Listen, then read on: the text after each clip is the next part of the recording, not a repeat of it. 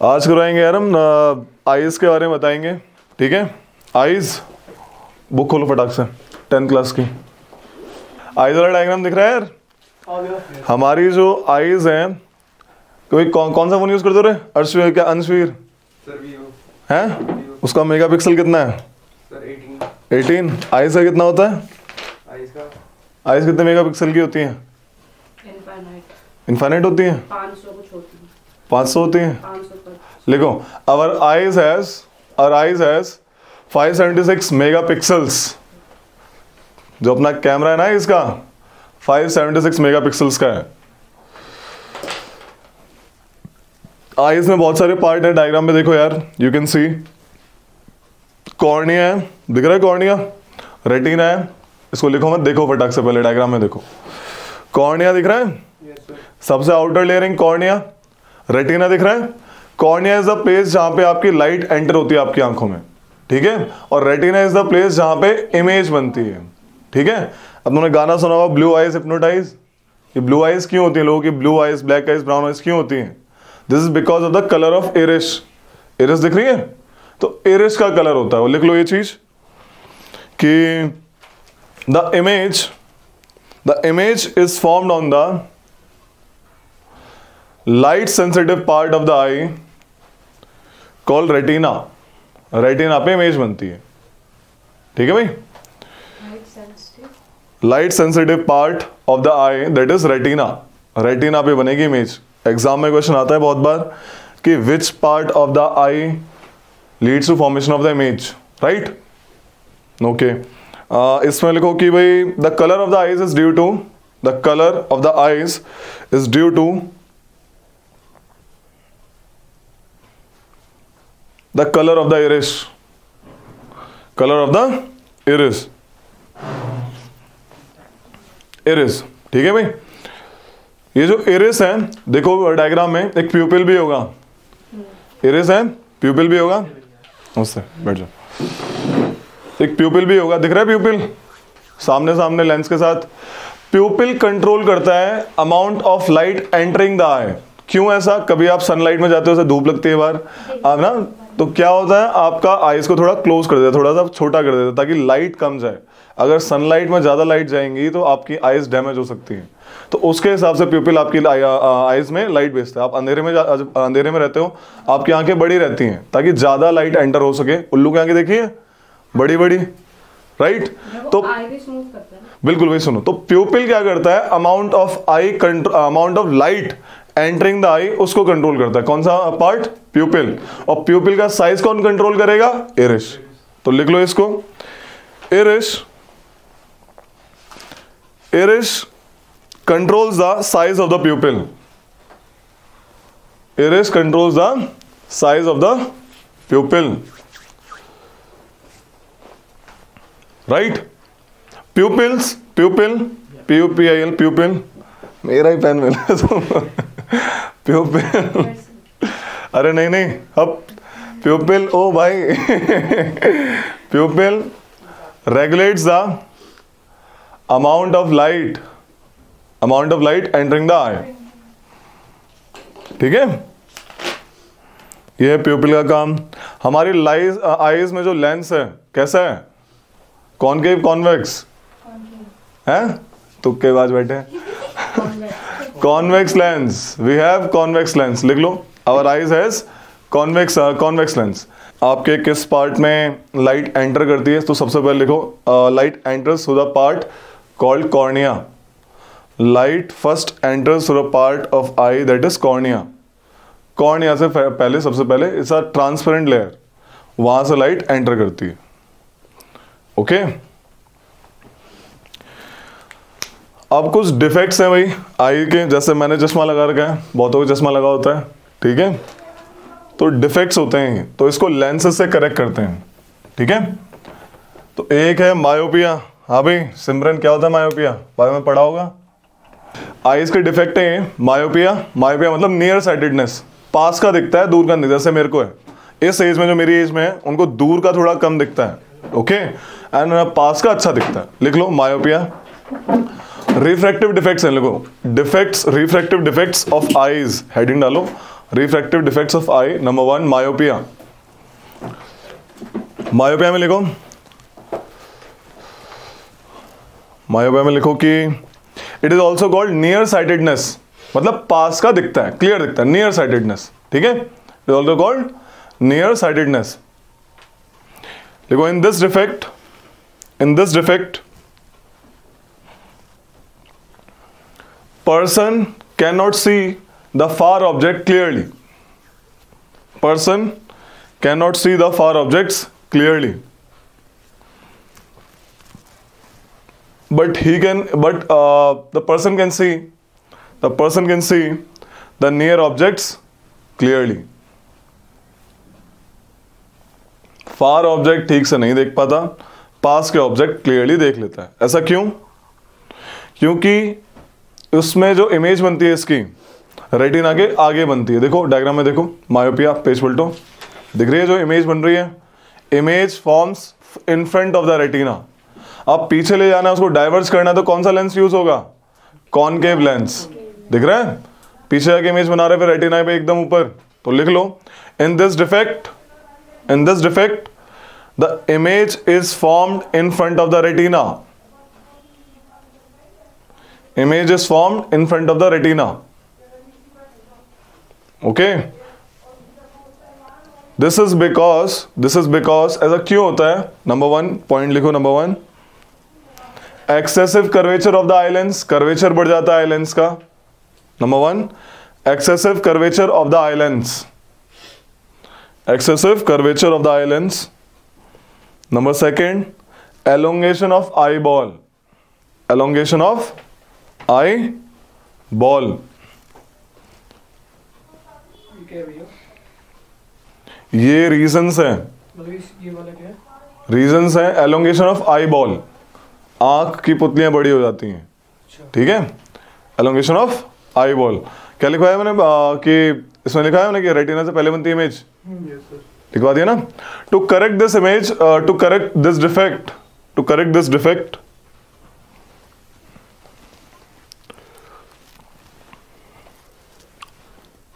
we use concave lens,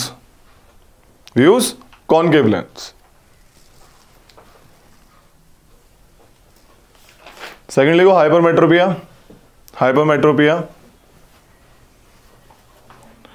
इसमें लिखो it is also called far sightedness, दूर का बहुत अच्छा दिखता है लेकिन पास का क्लियर नहीं दिखता। It is also called far sightedness. In this type of defect,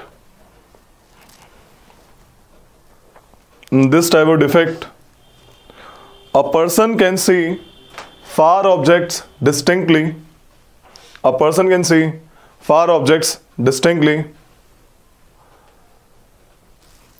But cannot able to see near objects clearly.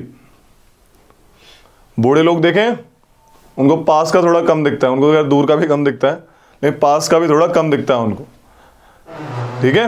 उनको देखो इधर, उनको कोई चीज देखनी होती है थोड़ा दूर जाके ऐसे पीछे करके देखते हैं। वाई? कि हमारा लीस्ट डिस्टेंस ऑफ विजन कितना है, कितना पास रखनी चाहिए बुक? 25 सेंटीमीटर, 1 मीटर के इतना है भाई तो कितना है? 25 सेंटीमीटर, ठीक है। फार पॉइंट कितना है रे? हाँ ये बताइए सिमरन, फार पॉइंट इनफाइनाइट होता है, कितनी दूर तक देख सकते हैं हम लोग, राइट, क्लियरली दिखता है हमें। एक टाइम आता है ना आसमान और धरती मिल रहे होते हैं, नोटिस किया है, उसके बाद कुछ नहीं दिखता, तो far point is infinite, but least distance point of vision is 25 centimetre. इनमें क्या होता है, इन लोगों का पीछे हो जाता है लीस्ट पॉइंट, तो ये थोड़ा दूर होके देखते हैं ऐसे करके, किताब थोड़ा दूर करके देखेंगे ऐसे करके, ओके। This is hypermetropia. लिखो in this defect image is formed behind the retina, retina के पीछे बनती है। देखो पेज पलटो आगे वाला, दिख रहा है इमेज पीछे बन रही है रेटिना के। In this type of defect image is formed behind the retina. It is because of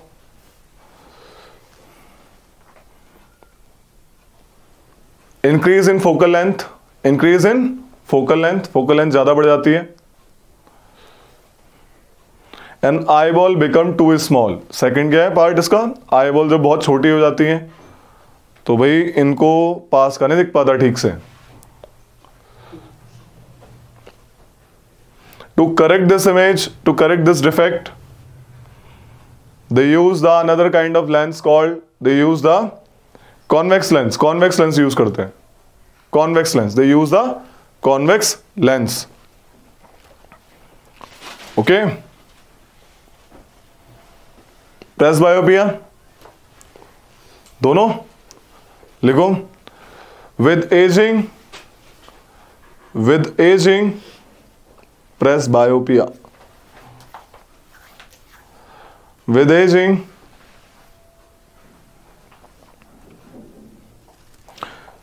the power of accommodation of the eye, the power of accommodation of the eye becomes weak, adjust नहीं कर पाती, power of accommodation of the eye becomes weak, that is weakening of ciliary muscles, that is weakening of ciliary muscles.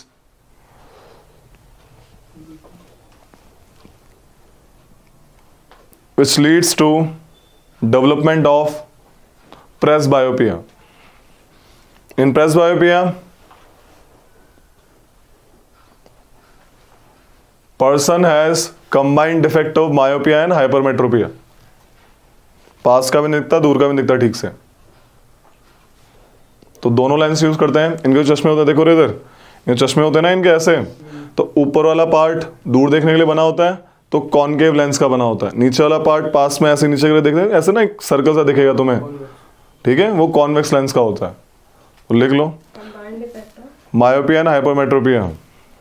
तो ये थे आई defects, बहुत important है, repeatedly पूछते हैं, एक साल लाइक एक बार नहीं पूछा तो अगली बार पक्का पूछेगा। आई डिफेक्ट्स बहुत इजी चैप्टर है, बहुत बार पूछा जाता है, बार बार ये पूछता है कि इसमें ये भी लिख लो कि least distance of vision is 25 centimetre, least distance of vision of a I is 25 centimetre, ठीक है। यंगर जनरेशन मायोपिया ज़्यादा फील करती है, और सब जेनेटिक डिसऑर्डर्स हो जाते हैं तो फिर बचपन में बच्चों को लग जाता है चश्मा, ओके, वो अलग चीज़ है।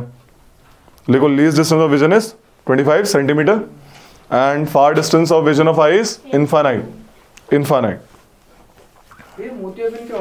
कैटरैक्ट, आइज क्लाउडी हो जाती हैं, बूढ़े लोगों की क्या होता है विद एजिंग, आइज क्लाउडी हो जाती हैं तो उन्हें दिखना बंद हो जाता है, उसे कहते हैं कैटरैक्ट मोतियाबिंद। इसका ऑपरेशन होता है, आई लेंस चेंज कर देते हैं, आई लेंस बिकम फॉगी, तो आर्टिफिशियल लेंस डालते थे, मेरी मम्मी का होता ऑपरेशन, तो उसमें आई लेंस आर्टिफिशियल लेंस डालते हैं उसमें, ठीक है, कैटरैक्ट सर्जरी होती है, नॉर्मल है, कोई बेसिक कोई दिक्कत नहीं है, ठीक है।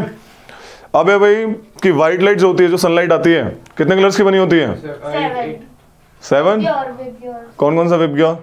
Violet, indigo, blue. White light किस किस की बनी होती है? VIBGYOR। परफेक्ट। कितने हो गए रहे? 1 2 3 4 5 6 7। तुम तो 8 कह रहे थे। एक व्हाइट लाइट, ठीक है। कोई नहीं, तो लिख लो white light. White light consist of 7 colours, VIBGYOR, ठीक है। देखो यार, जब आइजैक न्यूटन ने सबसे पहले पहला काम किया था, एक प्रिज्म लिया था, क्या लिया? हाँ भाई, क्या नाम है इसका? रोहित, प्रिज्म क्या होता है? एक ऑब्जेक्ट होता है जो स्कैटरिंग ऑफ लाइट के लिए यूज होता है। स्कैटरिंग? हाँ, या रिफ्रैक्शन? हाँ, दोनों की बात। स्कैटरिंग क्या होता है और रिफ्रैक्शन क्या होता है? स्कैटरिंग मतलब कि जैसे कि हमने व्हाइट लाइट पास करी तो वो स्प्लिट हो जाएगी अपने साथ, उसे स्कैटरिंग कहते हैं। हाँ, स्कैटरिंग बोलते हैं। सही कहा।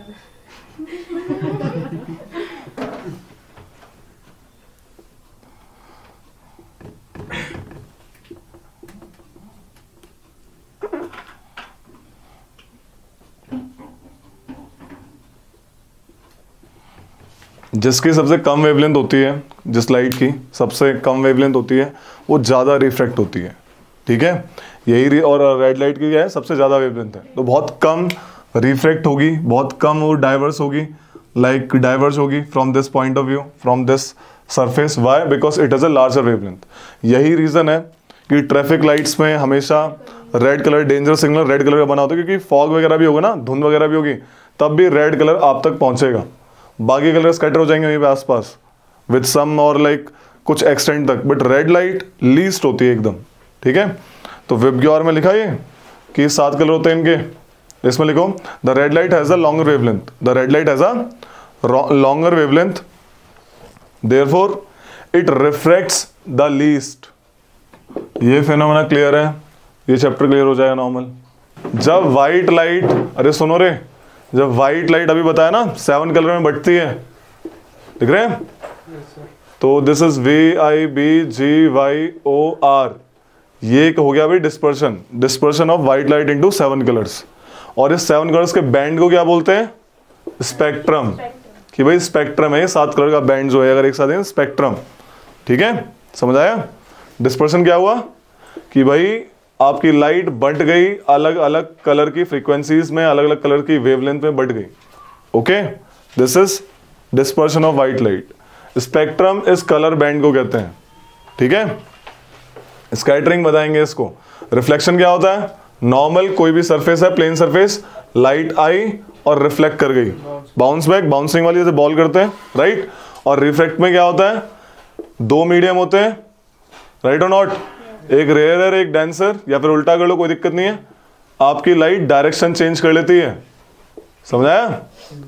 तो डायरेक्शन बदल लेगी लाइट आपकी because of change of medium. किसमें ज्यादा सबसे लाइट होती है? लाइट की स्पीड सबसे ज्यादा किसमें है? एयर में। एयर में, वैक्यूम में? वैक्यूम में। क्यों? कितनी है? कितनी है? नहीं करवाया? स्पीड ऑफ लाइट नहीं पता है?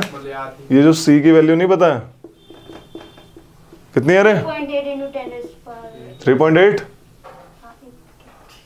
3 into 10 raised per 8 मीटर पर second.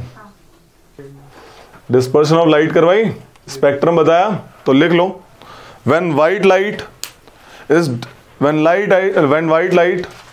is separated into 7 colors, it is called dispersion of light.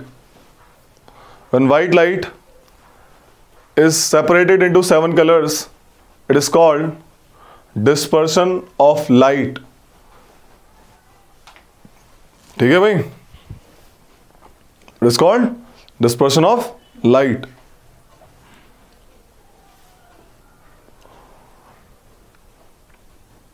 The band of 7 colors is called spectrum. The band of 7 colors is called spectrum. ठीक है। Rainbow क्यों होता है? Rainbow में क्या phenomena होता है? जैसे रेन ड्रॉप है, ठीक है, ये आई रेन ड्रॉप, तो उसमें फिनोमेना क्या होता है?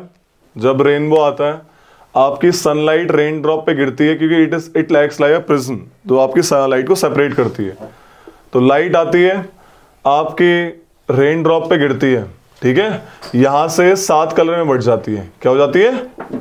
7 कलर में बट जाती है। और क्योंकि दूसरे मीडियम में जा रही है, तो क्या होगा? रिफ्रैक्शन। तो 2 फिनोमेना हुए, पहला तो डिस्पर्शन है ना, रेन ड्रॉप के अंदर ही काम हो रहा है अभी, और दूसरा क्या हुआ? पहली बाउंड्री पे रिफ्रैक्शन। और जब वो दूसरी बाउंड्री की तरफ आती है, कि स्फेरिकल बॉल की तरह है, यहां से रिफ्लेक्ट हो जाती है। क्या हो जाती है? रिफ्लेक्ट हो जाती है, बाउंस बैक हो जाती है। इससे कहते हैं कि अंदर ही हुई है, मीडियम के अंदर ही हुई है, इसलिए इसको कहते हैं टोटल इंटरनल रिफ्लेक्शन। क्या? टोटल इंटरनल रिफ्लेक्शन, अंदर ही अंदर रिफ्लेक्ट हो जाती है। एंड फाइनली ये बाहर निकलती है। क्या होगा यहाँ पे? रिफ्रैक्शन होगा, नहीं होगा? चेंज ऑफ मीडियम हो गया ना, ये पानी है, ये एयर है, तो क्या हो गया?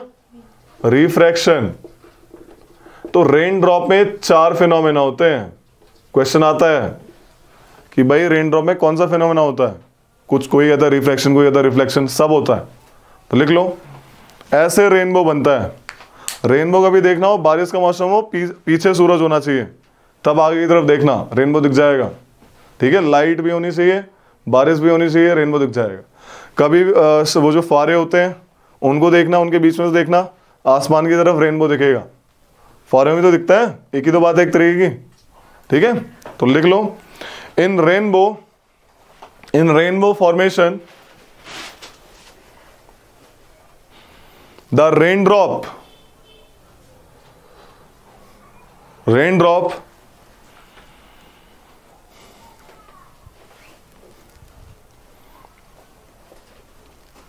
helps to disperse the white light into 7 colors. Helps to disperse the white light into 7 colors.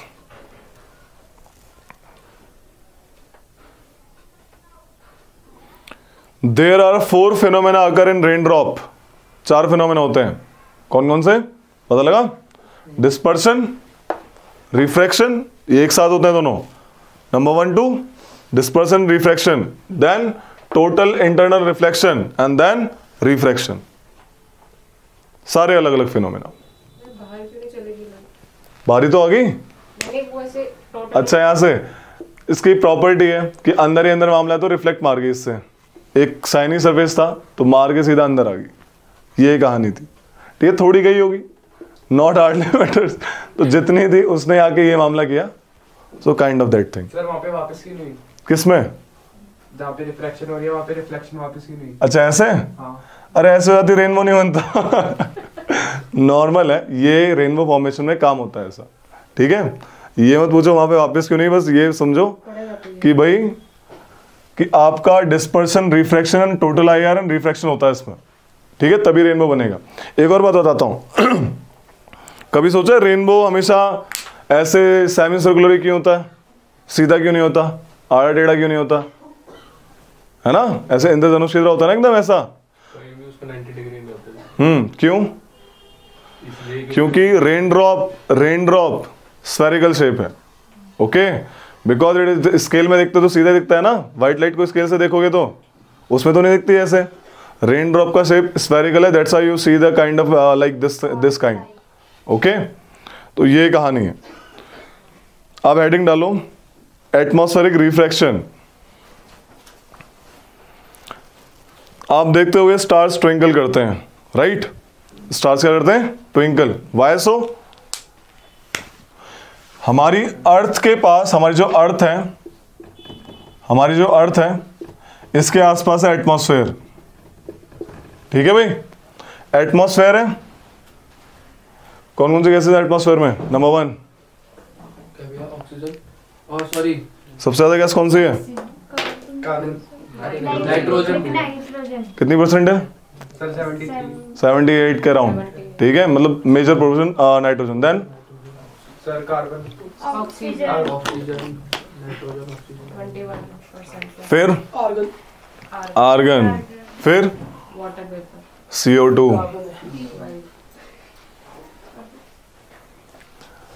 तो जो एटमॉस्फेयर है भाई हमारे अर्थ के चारों तरफ, ये एक रिफ्रैक्टिंग मीडियम की तरह काम करता है. जैसे मैंने बताया रिफ्रैक्शन किस में होता है? चेंज ऑफ मीडियम होगा तो रिफ्रैक्शन हो जाएगा. तो सनरेज जब आती हैं, नॉर्मली एक सनरेज की बात बता रहा हूँ, सनरेज जब आती हैं इससे रिफ्रैक्ट होती हैं. देन फाइनली ये रीच होता है हमारे पास स्पीड बदलता हुआ. लेकिन स्टार्स क्या है? बहुत दूर है, बहुत दूर. They are like point sized. ठीक है, बहुत दूर है हमारी अर्थ से, पॉइंट साइज्ड है. जब उनकी लाइट आती है रिफ्रैक्ट होती है. ओके, रिफ्रैक्ट होकर हम तक पहुंचती है. एक्चुअल में जहां पे वो होते हैं हमें वहां नहीं दिखते कि रिफ्रैक्ट होकर आ रही है. तो उनकी पोजीशन चेंज होती है. बुक में डायग्राम देखो, देख रहा है वो बच्चा स्टार को देख रहा है. Position changes because of refraction वाली बात. ठीक है, लेकिन ट्विंकल क्यों करते हैं? क्योंकि ये जो एटमॉस्फेयर है कॉन्स्टेंटली मूविंग है. एयर हमेशा मूविंग में रहती है लाइक. ओके, तो जब रिफ्रैक्टिव इंडेक्स बदलता रहता है बार बार, तो हमें लगता है कभी लाइट इधर से आ रही है, कभी इधर से आ रही है, कभी इधर से आ रही है, कभी इधर से आ रही है. तो ट्विंकलिंग इफेक्ट दिखता है हमें कि constantly changing of the medium of atmosphere. अब एक क्वेश्चन आता है, प्लैनेट क्यों नहीं करते ट्विंकल? राइट, पहली कहानी प्लैनेट की खुद की लाइट नहीं होती है. सेकंड, वो पास में है काफी स्टार्स से और बड़े हैं स्टार्स से काफी. Stars are like point size source एकदम. प्लैनेट पॉइंट साइज नहीं है, वो हमें दिख जाते हैं normally. That's why they do not twinkle. ठीक है, तो लिखो इसमें द ट्विंकलिंग ऑफ स्टार. असल में थोड़ी स्टार, असल में नहीं, ये बस फिनोमेना, रिफ्लेक्शन वाला फिनोमेना है. ठीक है, असल में नहीं करते हो. वो तो नॉर्मल जो एकदम जैसे लाइक ऐसे बल्ब जल रहा है काइंड ऑफ दैट थिंग. वो बहुत छोटे हैं तो दूर से आ रही है लाइट, दूर से आती इतनी ज़्यादा रिफ्लेक्शन हो जाती है कि मतलब कभी आगे कभी पीछे ऐसे करके, तो ट्विंकलिंग इफेक्ट दिखता है. ठीक है, तो लिखो इसमें the twinkling of star is due to atmospheric refraction of starlight. Atmospheric refraction of starlight. Okay, इसमें लिखो the starlight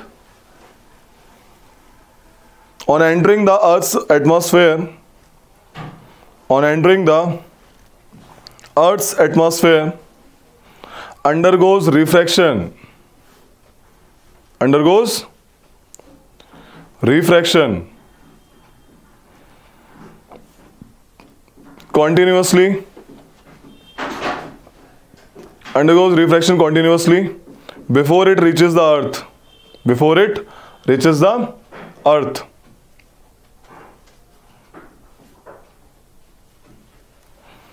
The atmospheric refraction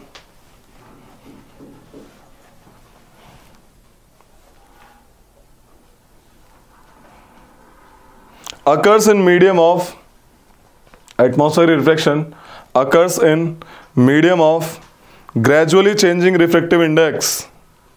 Since the stars are very distant, since the Gradually changing. refractive index, इसमें लिखो आगे, since the stars are very distant, since the stars are very distant, they are approximately point sized. They are approximately point sized sources of light. They are approximately point sized sources of light.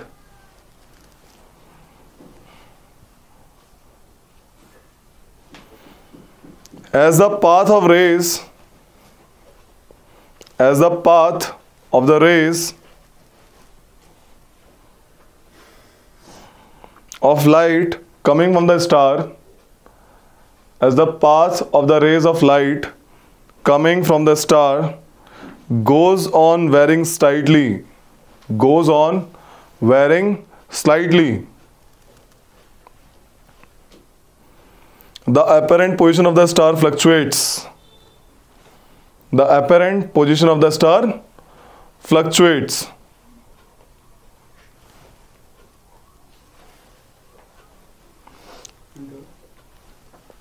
The apparent position of the star fluctuates, and the amount of starlight entering the eye, and the amount of starlight entering the eye flickers. Flicker हो जाती है. Amount of Starlight entering the eye flickers. The star sometimes appears brighter, and at some other time fainter. The star at some times appear brighter, and at some other time fainter. This is called twinkling effect. इसमें लिखो अगली कहानी कि the planets are much closer to us. The planets are much closer to us compared to stars. Therefore, they appear much bigger. Therefore, they appear much bigger.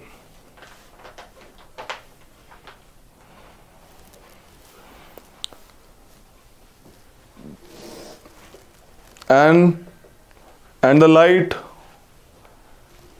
light appears to come from several regions, several sources. appears to Comes from several sources.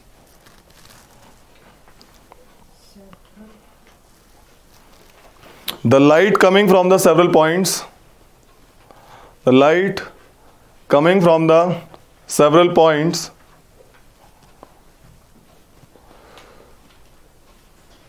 undergoes refraction also. Refraction करती है. refraction. Refraction.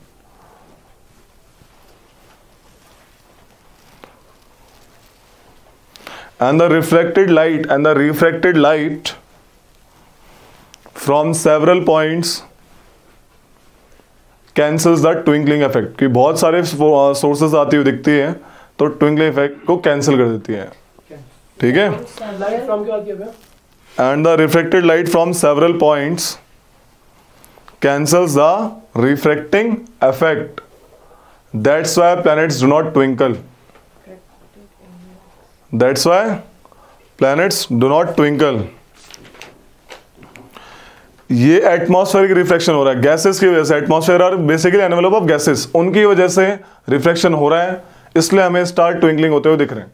ठीक है, यही reason होता है कि आपको early sunrise दिख जाती है. सन एक्चुअल में उगता नहीं है लेकिन आपको पहले दिख जाता है, बिकॉज सन रेज आपके होराइजन. होराइजन क्या होता है? अरे वही वाली बात, जहां पे अगर समुद्र किनारे खड़े हो तुम लोग, जहां पे पानी और आसमान मिलता हुआ दिख रहा है, दैट इज कॉल्ड होराइजन. ठीक है, तो जैसे ही सन होराइजन के ऊपर आता है उसे कहते हैं सनराइज. लेकिन आपको होराइजन से आने से पहले ही सन दिख जाता है. Reason is being atmospheric reflection. ठीक है, लाइट पहले ही रिफ्लेक्ट होते होते अर्थ तक पहुंच जाती है. लाइट तो पहले ही आ जाएगी ना, और लाइट इज व्हाट, वही इमेज बनाएगी आपके वही एट द एंड. तो लिख लो, because of atmospheric reflection we see early sunrise.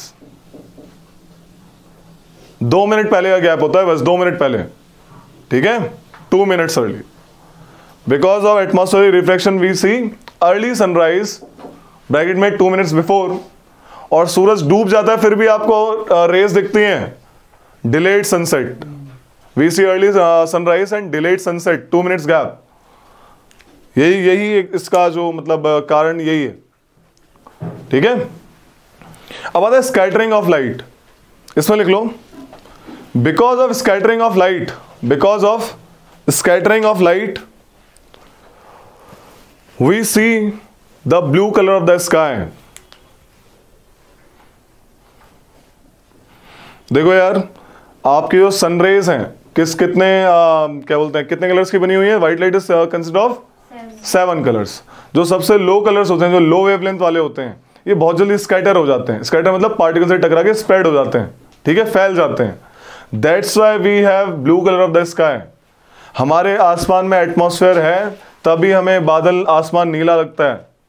ठीक है, एटमॉस्फेयर नहीं होता तो डार्क लगता, एकदम डार्क. स्पेस डार्क है, स्पेस डार्क है. अर्थ में एटमॉस्फेयर नहीं होता तो आसमान, सेम जो आसमान है, आपको डार्क दिखता.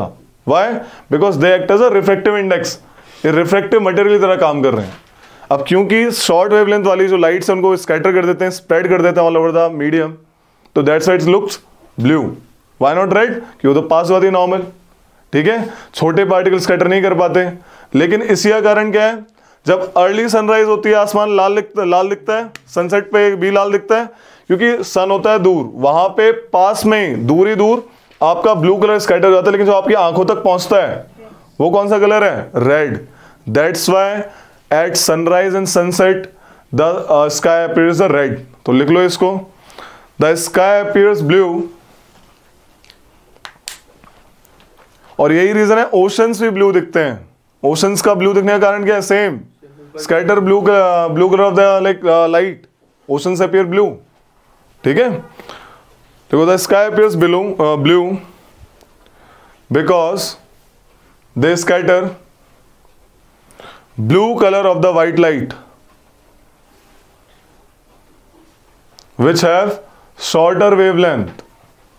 which have shorter wavelength,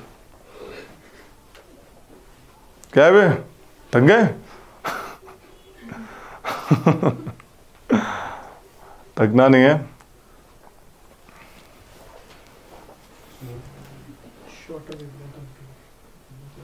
देखो, in during sunrise and sunset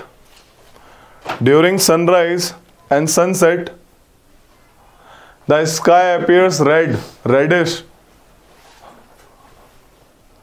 The sky appears reddish because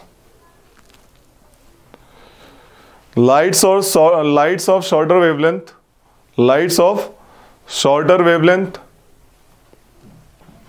scatters off in the atmosphere because of light of shorter wavelength scatters off in the atmosphere में spread हो जाती है, लेकिन जो हम तक पहुंचती है, but the light of longer wavelength that is red light,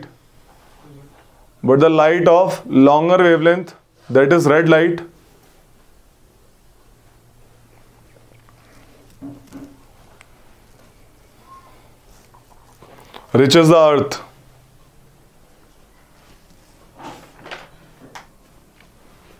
एक और लिख लो इसमें कि the oceans appear blue because of scattering of blue colour.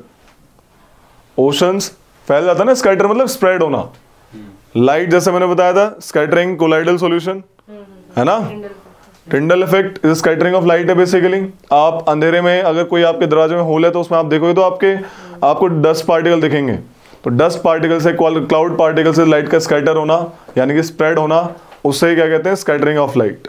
ठीक है भाई, ब्लू कलर लिख लिया उसका, ओशन का। Ocean appears blue because scattering. Direct question आता है, क्वेश्चन आएगा ओशंस अपीयर ब्लू, नीचे 4 ऑप्शन होंगे, because of refraction, scattering, reflection और डिफ्रैक्शन। Answer is scattering. ये चैप्टर इंपॉर्टेंट है सीडीएस एग्जाम के लिए। काफी बेसिक क्वेश्चन आते हैं इसमें, बहुत बेसिक आते हैं। करंट क्या, लाइक करंट को नापता कौन है, कौन नापता है करंट को? Which meter use for measuring the current? Ampere is the unit of current. Ammeter, फिर गैल्वेनोमीटर क्या करता है? सर वो बहुत छोटी रीडिंग वोल्टेज नापता है। नहीं, वेरी गुड। क्या करता है गैल्वेनोमीटर? सही बोल रहे थे, बोलो। जो बहुत छोटी रीडिंग को भी नाप देता है। गैल्वेनोमीटर करंट को डिटेक्ट कर लेता है और एम्पियर एग्जैक्ट वैल्यू नापता है कि भाई कितने एम्पियर का करंट है। समझ आ रही है? वो एमीटर नापेगा। गैल्वेनोमीटर डिटेक्ट करता है करंट है या नहीं है। आपने लगाया उसकी ऐसे जो सुई है उसकी निडल होती है वो डिफ्लेक्ट करती है, ठीक है। और एमीटर एग्जैक्ट रीडिंग देगा कि भाई इसमें इतना एम्पियर करंट फ्लो हो रहा है, ठीक है। उसमें आएगा, उस कैटेगरी नहीं आएगा। टेस्टर अलग चीज है, वो अलग चीज है। तो करंट डिटेक्ट कर देता है वो बस सुनो, tester is different thing, but I am talking about meter. अभी टेस्टर तुमने वही अपना वो टच करा, बल्ब जल गया, करंट आ रहा है, ठीक है। वो तो बेसिक सर्किट ही होगा एक तरीके का। जैसे बल्ब जल रहा है ना, जब ऑन होगा तो बल्ब जलेगा, तो काइंड ऑफ दैट थिंग। तो होता क्या है भाई, current is basically amount of charge. Charge की चार्ज क्या बोलते हैं? Q. Amount of charge flowing through per unit time, Q by T. कितना अमाउंट ऑफ चार्ज जा रहा है एक टाइम पीरियड में, उसे बोलेंगे करंट। लिख लो, the current is basically amount of charge flowing per unit time. ये फॉर्मूला होता है क्यू बाई टी। हाँ भाई वीर सिंह, चार्ज की यूनिट क्या होती है? चार्ज की sir coulomb. Sir current is amount of charge per unit time. ठीक है, कूलम पर सेकेंड। तो क्या बोलते हैं इसको? Unit of current is coulomb per second और एम्पियर। लिख लो, unit of current is called coulomb per second और ampere. Current is amount of charge flowing per unit time. Okay, Q by T direct formula आता है, ठीक है भाई, Q by T. आपको like current is measured by a meter called ammeter. Current is measured by a meter called ammeter. Ammeter देखो, जो चीज लगातार लगी हो, तुम देखो यहां पे देखो, ये एमीटर मैंने लाइन में लगाया है, इसके दिख रहा है, सीधा यहां से गया, एमीटर से करंट फ्लो हुआ। अगर मैं इसको इस तरीके से लगाता तो ये पैरेलल हो जाता, देखना पैरेलल है दोनों आपस में, तो ये सीरीज बोलेंगे। एमीटर को हमेशा सीरीज में लगाया जाता है करंट नापने के लिए। लिख लो, ammeters are always connected in series, parallel में नहीं लगाते, ठीक है भाई। Ammeters are always connected in series. Current कैसे फ्लो करता है? Positive to negative, negative positive. लो, current flows from positive to negative direction. Current कैसे फ्लो होता है? जब तक पोटेंशियल डिफरेंस नहीं होगा तब तक करंट फ्लो नहीं होगा। समझ आ रही है? जैसे कोई भी पानी फ्लो हो रहा है, higher level to lower level flow होता है। जहां पे पानी जैसे आपके ऊपर लाइक टंकी रखी हुई है तभी पानी नीचे आ रहा है, हायर लेवल है। एक प्रॉपर लोअर लेवल पे आ रहा है, ठीक है। तो एक लेवल, एक डिफरेंस क्रिएट करना पड़ेगा। करंट में इस डिफरेंस को कहते हैं इलेक्ट्रिक पोटेंशियल डिफरेंस, ठीक है, इलेक्ट्रिक पोटेंशियल डिफरेंस। जब ये डिफरेंस होता है तभी आपका करंट फ्लो होगा। इसको कहते हैं work done upon charge. Q for charge, Q by T पीछे लिखवाया अभी, राइट। तो कितना अमाउंट ऑफ वर्क लगा उस चार्ज को मूव करने के लिए, उसे कहते हैं potential, electric potential difference. Cell होता है, देखा ना सेल, तो इसमें केमिकल रिएक्शन होता है। इसमें क्या होता है? Chemical reaction. आपका जब ये कनेक्ट होता है तो इसमें केमिकल रिएक्शन ऐसा होता है कि इसका ये वाला नेगेटिव और ये पॉजिटिव, इनके बीच में डिफरेंस क्रिएट हो जाता है। Then it leads to flow of current, charge move करने शुरू होता है कंडक्टर में। ये होता है इलेक्ट्रिक पोटेंशियल डिफरेंस। ये नहीं होगा तो भैया करंट फ्लो नहीं होगा। समझा रही इतनी सी बात? तो जैसे सर्किट है, ये बैटरी क्यों लगाई है? ताकि पोटेंशियल डिफरेंस क्रिएट हो, तभी तो करंट फ्लो होगा।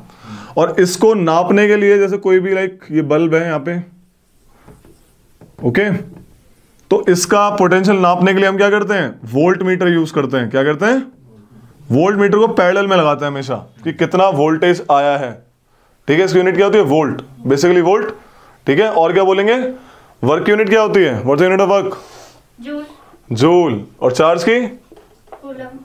कूलम। तो जूल पर कूलम कह लो या फिर क्या कह लो? वोल्ट। तो एक ही बात है, लिख लो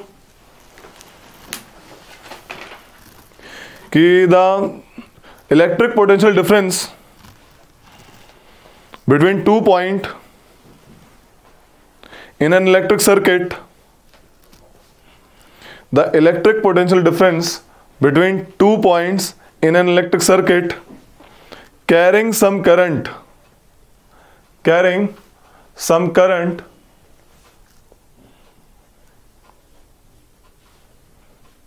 is the work done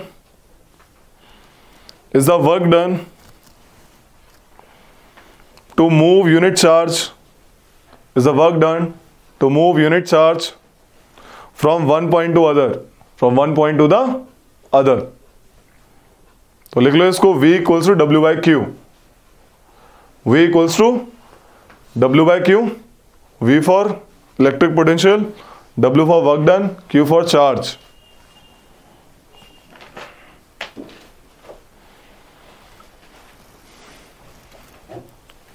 देखो, potential difference is measured by instrument called voltmeter. Potential difference is measured by an instrument called voltmeter. Voltmeter नापता है भाई। It is always connected in parallel. It is always connected in parallel. और negative positive पे लगता है ना? Normal कहीं पे भी लगा दो, इसके जिसका भी मुझे पोटेंशियल डिफरेंस नापना है उसके बीच में पैरेलल ही लगा दूंगा। बल्ब का नापना कितना पोटेंशियल के यहाँ पे पोटेंशियल डिफरेंस आ रहा है, वोल्टमीटर यहाँ लगा दूंगा। मैं 2 तार जा रही है, दोनों पे, दोनों के बीच में लगा दो अलग से। ठीक है, ऐसे 2 तार पैरेलल जा रही है। अच्छा, ऐसे जा रही है तो एक नेगेटिव पे एक पॉजिटिव पे लगा दो। अच्छा, यहाँ लगाना चाहते हो? हाँ, तो ऐसे भी लग जाएगा। ऐसे? हाँ, ब्लास्ट मत करवा देना। हो जाएगा। ठीक है, ऐसे लगेगा। ठीक है, ऐसे तो भैया पॉजिटिव का चार्ज बताएगी ना। अच्छा, इलेक्ट्रिक नेगेटिव ऐसे वैसे करना बताने चाह रहे हो? हाँ, नहीं, पता लग जाएगा उससे, नॉर्मल। पता लग जाएगा। यस, पोटेंशियल डिफरेंस कितना है उस तार में। एक पोटेंशियल डिफरेंट पे अलग अलग करंट होता है। ठीक है, करंट सेम नहीं रह पाता, अलग अलग रहता है। बताएंगे इसके बारे में अभी। एक होता है ओम्स लॉ। ओम्स लॉ क्या है रे? V equals to IR। रट्टा मार के बैठे हैं, सही है। ओम्स लॉ क्या कहता है भाई कि अगर एक ग्राफ पे करंट को प्लॉट करा जाए और एक तरफ वोल्टेज को प्लॉट करा जाए तो V की अगर वैल्यू बढ़ेगी वैसे वैसे करंट की वैल्यू बढ़ती जाएगी। ठीक है, तो ओम्स लॉ भाई साहब कहते हैं V is directly proportional to I, और इसके लिए एक कांस्टेंट लगाया V is equals to IR। R is resistance of the wire and I is the current, V is the voltage. This called Ohm's law. ठीक है भाई, जो R की वैल्यू है वो किस पे डिपेंड हुई? Rho L by A। Resistance of a given wire, कोई एक वायर है तो क्या होता है रेजिस्टेंस? तुमने देखा होगा कभी भी फैन को लाइक बंद करके टच करना चलाने के बाद गर्म फील होता है, राइट? हर एक मटेरियल जिसमें से इलेक्ट्रिसिटी पास हो रही है, it will have a heat kind of thing. क्यों? सारी की सारी इलेक्ट्रिसिटी कन्वर्ट नहीं हुई इस वर्क में, कुछ इलेक्ट्रिसिटी हीट में कन्वर्ट होगी। ऐसा क्यों? Depending upon the resistance of that material. जैसा उसका रेजिस्टेंस होगा वैसा वैसा वो क्या करेगी? हीट देगी। आपकी जो प्रेस होती है, करंट लगता है तुम्हें लोहे पे? नहीं लगता, बट तुम्हें हीट फील होती है। उनका रेजिस्टेंस ज़्यादा होता है। ठीक है, आपके जो ये जो टोस्टर्स होते हैं, आपके ओवन, ये इस मटेरियल अलॉय के बने होते हैं कि इनका रेजिस्टेंस बढ़ाया जाता है। ठीक है भाई, इसको इस मटेरियल से बनाया जाता है, इनका रेजिस्टेंस बढ़ता है कि हीटिंग इफेक्ट ज़्यादा दे सके। ओके, तो ये कहानी क्यों है? रेजिस्टेंस की वजह से। कैसे पता लगा भाई रेजिस्टेंस किसका ज़्यादा होगा? एक तो उस मटेरियल, जैसा मटेरियल लोगे उसके हिसाब से आपको अलग अलग अमाउंट का रेजिस्टेंस मिलेगा। What is resistance? कि रुकावट करना, करंट के फ्लो में रुकावट पैदा करना, दैट इज रेजिस्टेंस। कंडक्टर का कम होता है। What is conductor? सर जो इलेक्ट्रिसिटी कंडक्ट करें। Which conducts electricity in a very easy way. Insulator, ऐसा कोई मटेरियल नहीं होता जो इंसुलेटर हो, लाइक प्लास्टिक को छोड़ के इनको, लाइक एयर को कहते हैं एयर इंसुलेटर, और what? It's a conductor. Sir insulator. Insulator है। अब यार कोई कंडक्टर लगता है, मतलब नहीं लगता मुझे। जब बिजली गिरती है तो बिजली कैसे गिरती है? अपने आप ही गिर जाती है नॉर्मल। सर पर बिजली का तो मीडियम नहीं मिल रहा ना, किस चीज? मीडियम एयर से तो आई है। तो एयर भी एक कंडक्टर है, बट पुअर कंडक्टर है बहुत। तो कभी भी इंसुलेटर मत बोलो किसी चीज को, आइदर गुड कंडक्टर और आइदर पुअर कंडक्टर, क्योंकि अलग जैसे ही उसकी मीडियम की प्रॉपर्टी चेंज होती है, that medium can easily conduct the electricity. जैसे बिजली गिरना, आसमान से बिजली गिरी, नीचे कैसे आ गई वो? It's needs a medium to travel. Light तो मीडियम, लाइट, अच्छा वो वाली इलेक्ट्रिसिटी वाली नॉर्मल जो वैक्यूम वाला बोल रहे हो, वो अलग चीज है। लाइक मैं करंट का फ्लो बता रहा हूँ, जो करंट फ्लो हो रहा है आपका, वो it need some kind of medium, like conductor कुछ मटेरियल चाहिए जिसमें फ्लो करेगी। कर लो, बात कर लो। तो ये कहानी है, that is electromagnetic wave theory, वो अलग चीज है। वो तो तुमने लाइट नॉर्मल बता रही, मैं बोला यहाँ पे अभी इलेक्ट्रिक करंट का काम हो रहा है, पॉजिटिव नेगेटिव वाला मामला।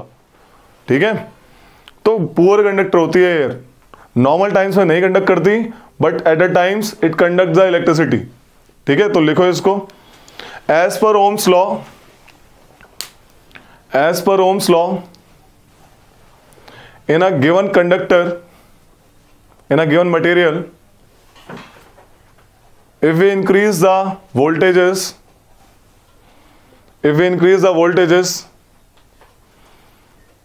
the current passes through it also increases. The current passes through it also increases.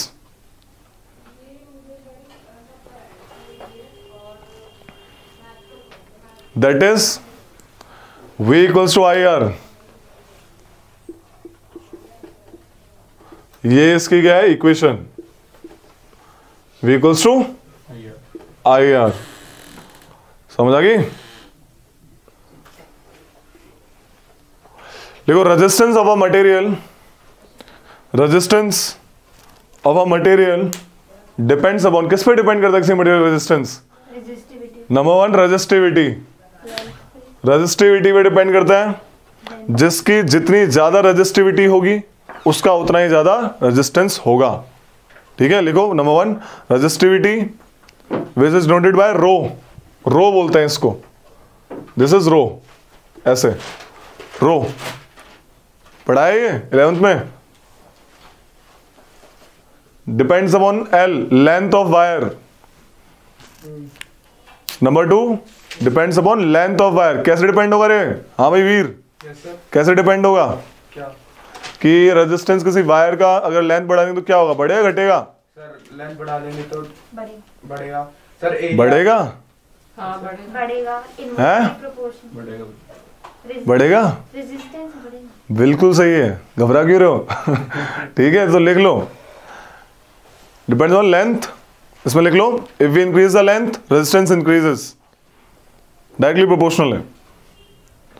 If we increase the length, फॉर्मूले से पता लग रहा है डायरेक्टली, रेजिस्टेंस इंक्रीजेस।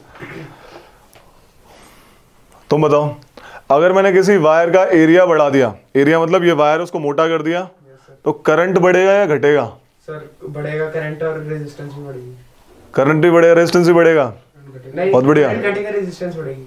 हाँ भाई, रेजिस्टेंस घट जाएगी तो करंट बढ़ेगा। करंट तो बढ़ेगा ना, ऑब्वियस है, because V equals to IR। और I और R अगर मैं इसको कांस्टेंट ले लेता हूं तो I is inversely proportional to R, है ना? ये नीचे आ जाएगा ना, यहाँ पे देखो V by R equals to I हो गया ना। तो ये और ये आपस में इन्वर्सली प्रोपोर्शनल है, तो जब I बढ़ेगा तो R घटेगा, R घटेगा तो I बढ़ेगा। अब R है रिलेशन में यहां पे, जब एरिया बढ़ रहा है तो ये इनवर्स है तो रेजिस्टेंस घटेगा।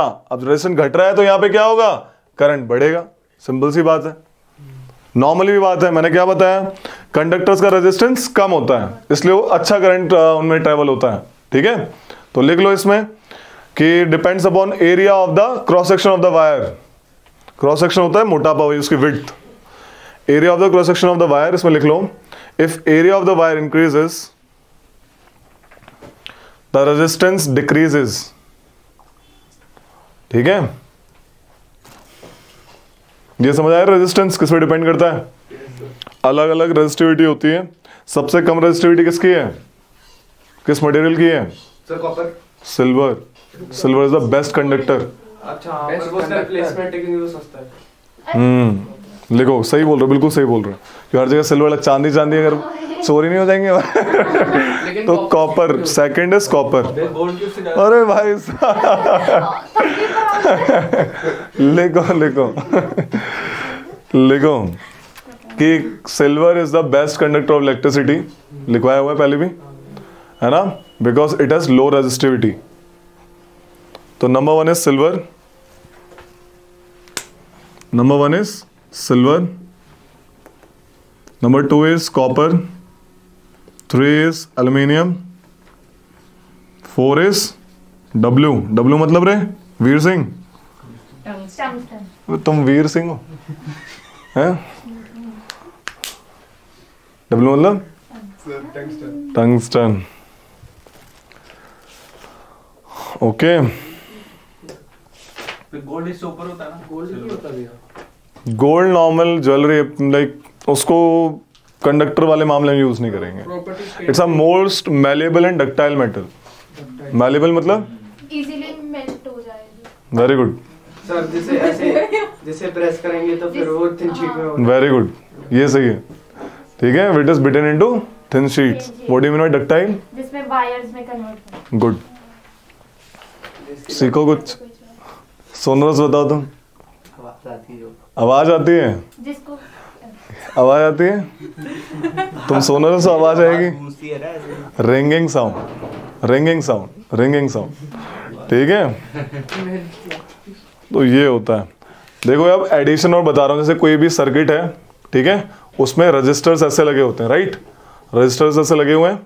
अगर ये इस टाइप में लगे तो इनको सीरीज में बोलेंगे। क्या बोलेंगे?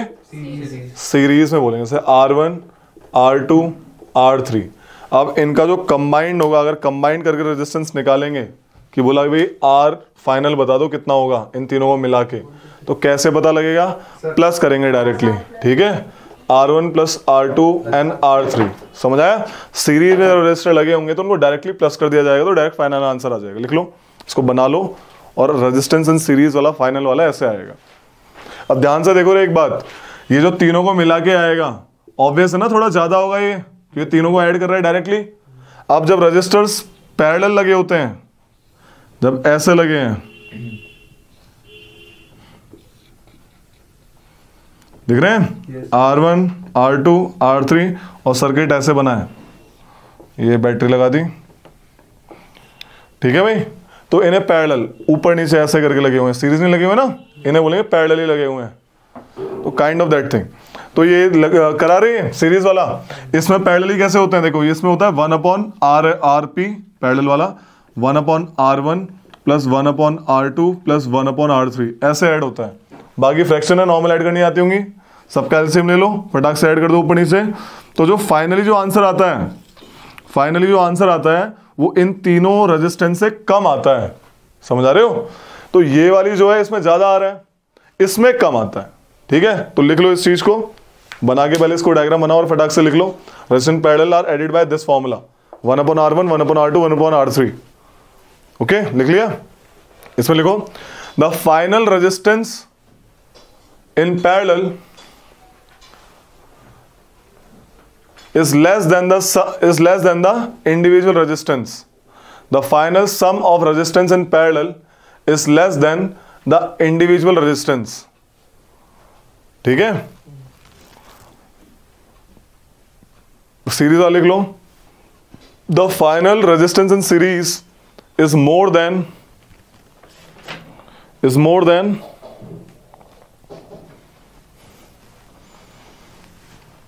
Individual resistance.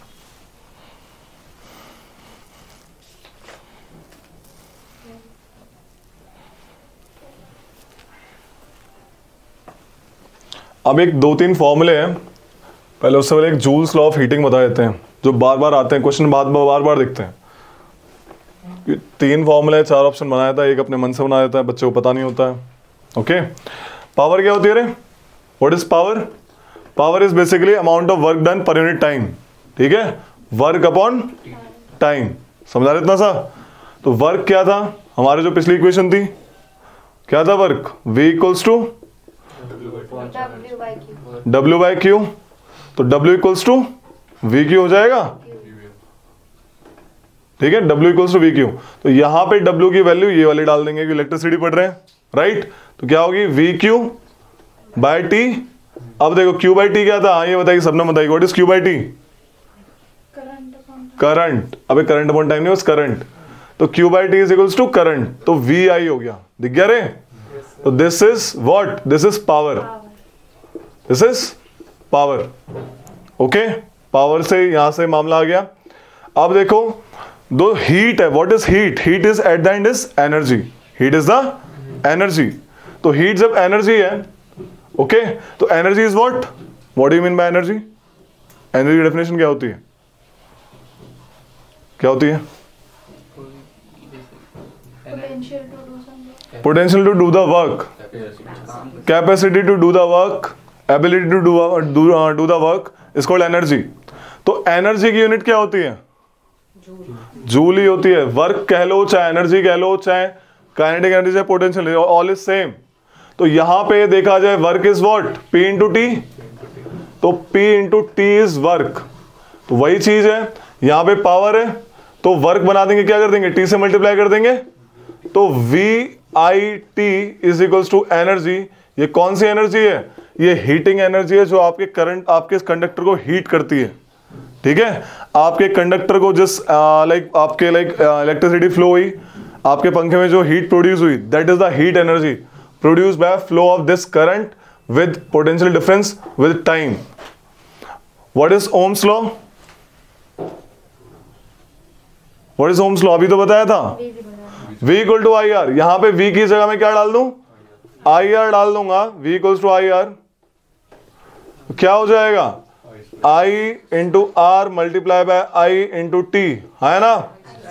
तो एनर्जी तो क्या हो जाएगा? I square R into T, क्योंकि 2 I हो गए ना, इक्वल्स टू एनर्जी। और कौन सी है? हीट एनर्जी है। इसे कहते हैं जूल्स लॉ ऑफ हीटिंग। क्या कहते हैं? Joules law of heating. क्या कहता है वो? किसी भी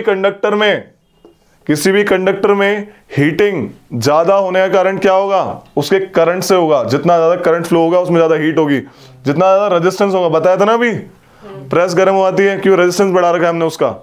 तो जितना ज्यादा रेजिस्टेंस होगा, उतनी ज्यादा हीटिंग होगी। T फॉर टाइम, जितनी देर तक टाइम तक करोगे, उतनी ज्यादा गर्म रहती है, right? So I square R T is Joule's law of heating. लिख लो इसको, I square R T is equals to heat energy, H equals to I square RT, known as Joule's law of heating, known as Joule's law of heating.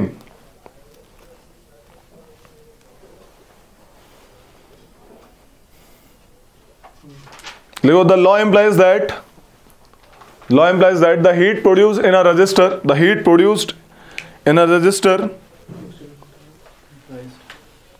the law implies that the Joule's law of heating implies that the heat produced in the resistor।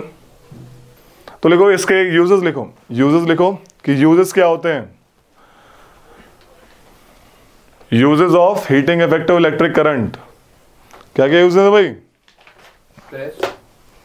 क्या है भाई आपका? बिल्कुल press है, बिल्कुल सही बात है। आपके जो फ्यूजेस होते हैं, फ्यूजेस, ठीक है, फ्यूज होते हैं, फ्यूज। आप देखते हो जैसे लाइट ज्यादा बढ़ जाती है, ओवरलोड हो जाता है, फ्यूज, है ना, गिर जाती है।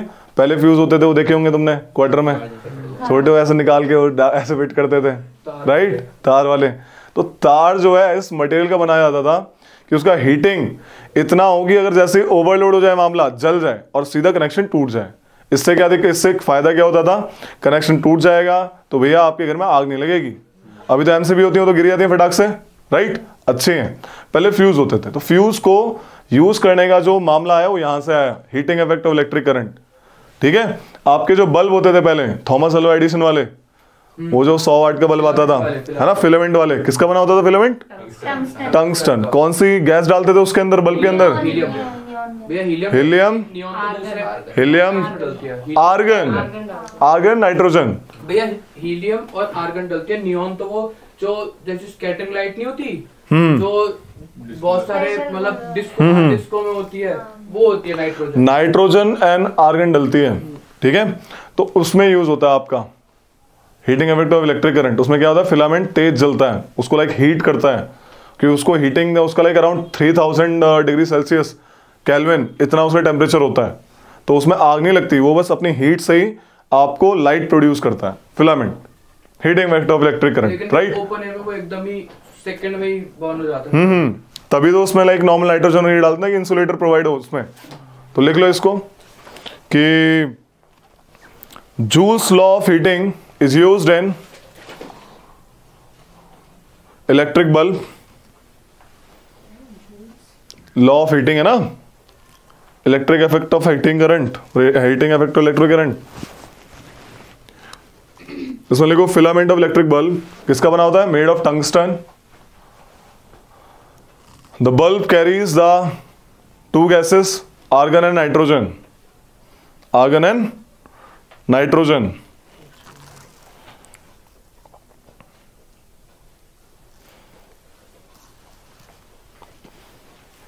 It is also used in fuse in electric circuit.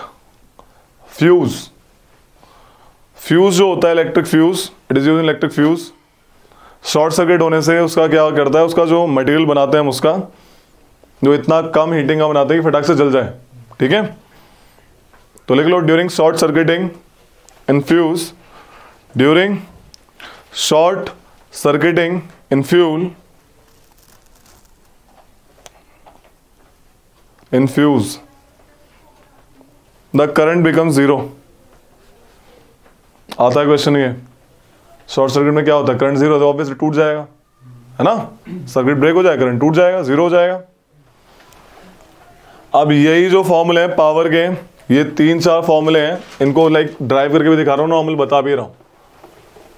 Power का भी क्या था थोड़ी देर पहले, P is equals to W/T, चलो यही मान लो। W क्या था, VQ, है ना, तो VQ/T तो क्या हो गया, P is equals to VI। तो पहला formula is this, P equals to VI, पहला फॉर्मूला ये ड्राइव हुआ, नॉर्मल समझ आया। अब आपका क्या, V क्या होता है ओम्स लॉ के according, as per Ohm's law V equals to IR, और एक I और है, तो P इक्वल्स टू क्या हो गया, I²R। समझ आ गई भाई, ये दूसरा फॉर्मूला P का।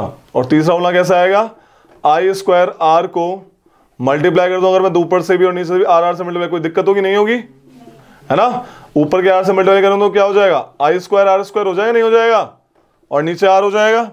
इतना समझ आ रहा है। तो IR क्या है, V हो जाए तो I का कॉमन स्क्वायर ले लेते हैं, IR कॉमन स्क्वायर है ना, अपॉन R, तो V हो जाएगा नहीं ओम्स लॉ के अकॉर्डिंग, तो V²/R इक्वल्स टू P। तो ये हो गया तीसरा formula, P equals to V²/R। ये तीनों फॉर्मूले CDS में आ रखे हैं और NDA में भी आ रखे हैं, बार बार घुमा के पूछता है। सेम चीज आपके फिजिक्स में दी होती है 11th-12th में, सेम चीज 10th में दी होती है, आना वही है। तो 3 फॉर्मूले रटे होने चाहिए, ठीक है। वर्क की नॉर्मल यूनिट होती है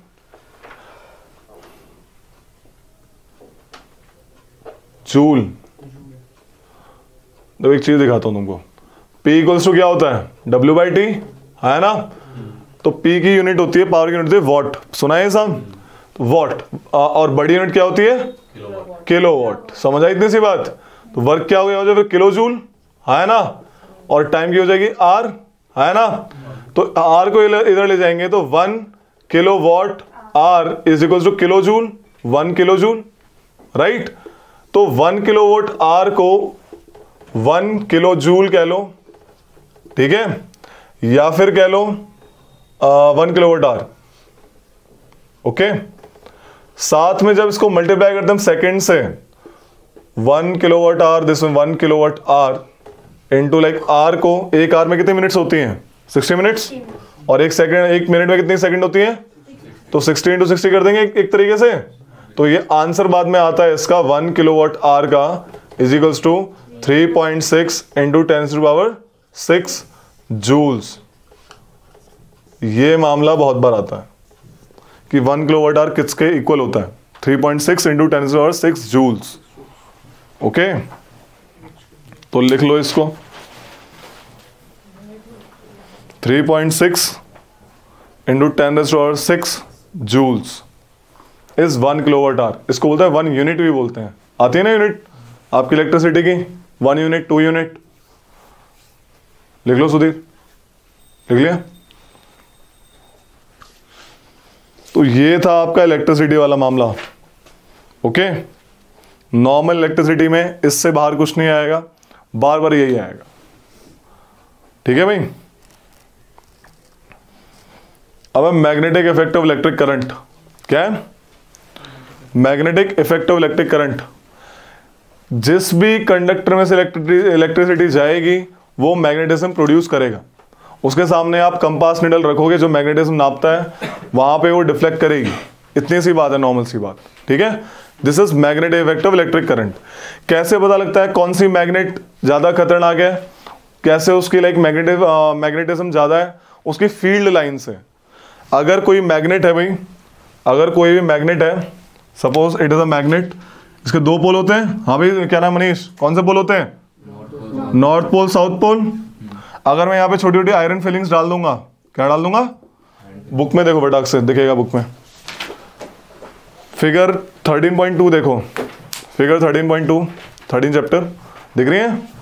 तो आयरन फिलिंग्स दिख रही है 13.2 में। तो अगर मैं छोटे छोटे आयरन के टुकड़े डाल दूंगा, छोटे छोटे आयरन के टुकड़े डाल दूंगा, तो वो लाइन वाइज लग जाएंगे, ठीक है, अलाइन हो जाएंगे एकदम, दिख रहे हैं? जैसे उसकी मैग्नेटिज्म होगी। तो ये इसकी मैग्नेटिक फील्ड लाइंस, जहां तक उसका मैग्नेटिज्म जा रहा है। अब जैसे यहां पे कोई ऑब्जेक्ट रख दिया, ये थोड़ी ट्रैक कर पाएगी इसको, इतनी ज्यादा पावर थोड़ी है उसकी, सबकी अलग अलग पावर है। तो जहां तक उसकी पावर है दैट इज कॉल्ड उसका मैग्नेटिज्म, ठीक है। और अगर हम लाइन ड्रॉ करते हैं, अगर हम बार मैग्नेट की मैग्नेटिज्म की लाइन ड्रॉ करते हैं, बार मैग्नेट की मैग्नेटिज्म की लाइन ड्रॉ करते हैं, हम फाउंड क्या करते हैं? It travels from north pole to south pole. दिख रही है नहीं उधर दूसरा डायग्राम में?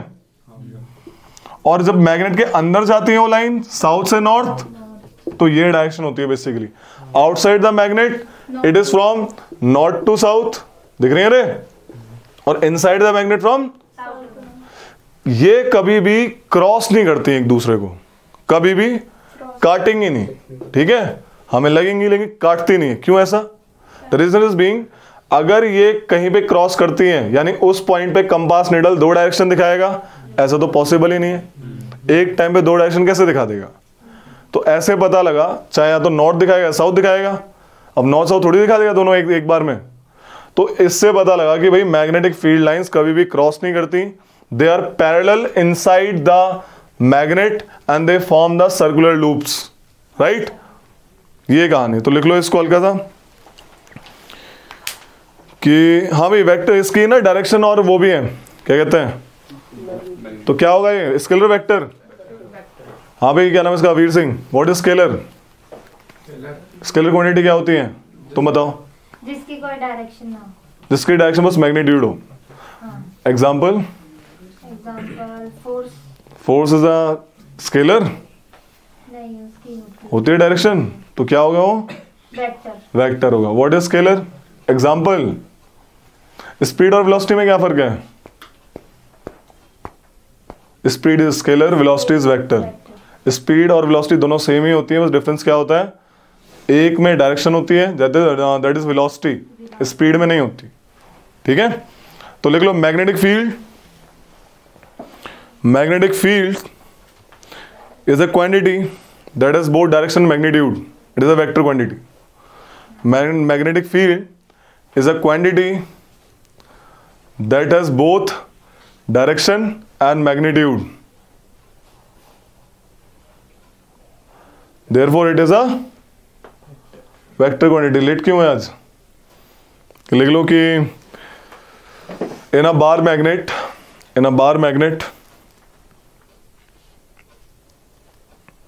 the magnetic field lines are from north to south direction. North से south direction. That is from north pole to south pole. लिख लो. That is from north pole to south pole. However, inside the magnet, south में लिखो लीजिए south to north direction. They are parallel inside the magnet. देखो जितनी ज्यादा close होंगी, जितनी ज्यादा कंजस्टेड होंगी, यानी उतनी ज्यादा क्या होगी, ज्यादा पावर होगी. जितनी ज्यादा कंजस्टेड होंगी मैग्नेटिक फील्ड लाइंस आपस में चिपकी सी, उतनी ज्यादा पावर है उस मैग्नेट में. तो लिख लो, the magnetic field lines are stronger where they are crowded.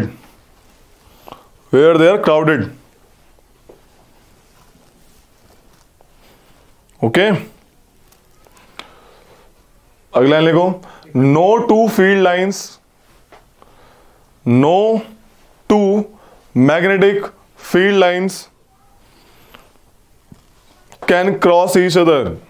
Cross नहीं करेंगे भाई. इलेक्ट्रिक मोटर क्या करती है? Electric motor it converts electrical energy into mechanical energy. Right, लिख लो. Electric motors converts electrical energy into mechanical energy. और generator क्या करते हैं? मैकेनिकल घूम के इलेक्ट्रिसिटी प्रोड्यूस करते हैं. Mechanical into electrical.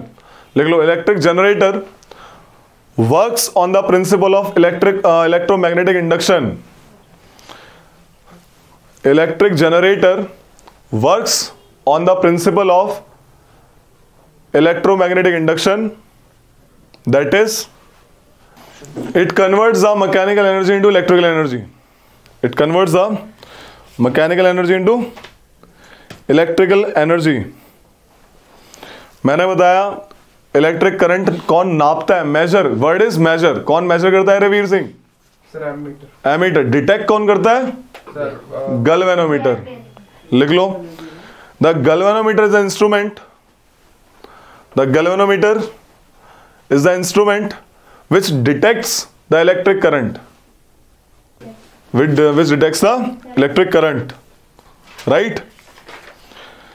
घरों में जो बिजली आती है वो दो तारों से आती है. एक होता है लाइव वायर जिसमें रेड कोटिंग होती है, ठीक है. एक होता है ग्रीन का भी होता है. एक ब्लैक कोटिंग होता है, ठीक है, न्यूट्रल वायर, ठीक है, नेगेटिव चार्ज. रेड वाला पॉजिटिव चार्ज. ग्रीन वाला क्या होता है? अर्थिंग के लिए. ये देखा, ये जो बीच वाला होल है ये वाला, ये अर्थिंग का होता है, ठीक है. ये जो है आपके लाइव वायर और न्यूट्रल वायर के हैं. समझ आ रही है कहानी? तो ये अर्थिंग का क्यों? ताकि गलती से कोई, ये किसके लिए होता है मेनली? जो इंस्ट्रूमेंट आपके मेटल बॉडी के बने होते हैं. किसके? मेटल बॉडी के. तो उनमें डर रहता है कि उनमें इलेक्ट्रिक डिस्चार्ज हो जाएगा.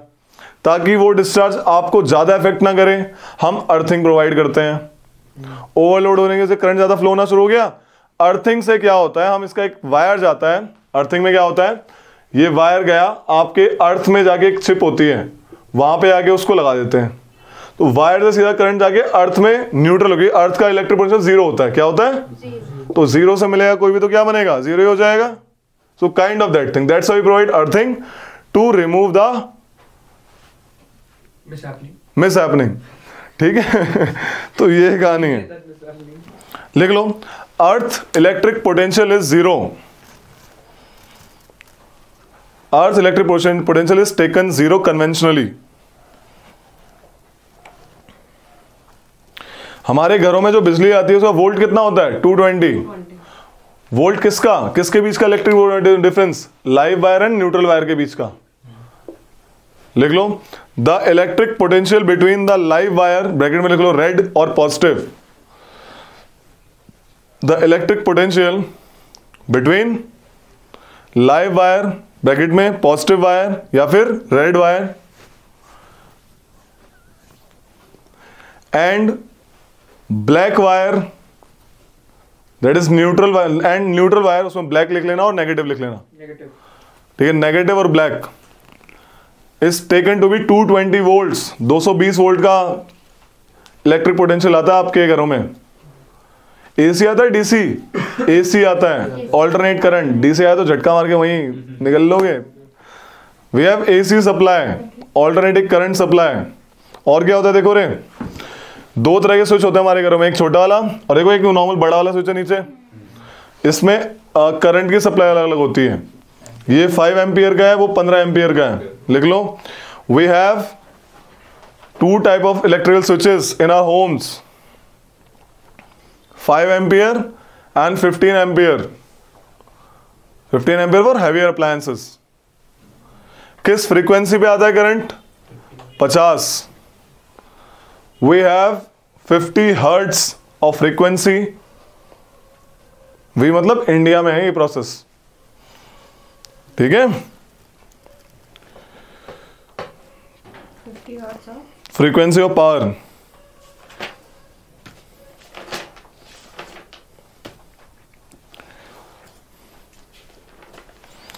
सोर्स ऑफ एनर्जी में देखो यार नॉर्मल है,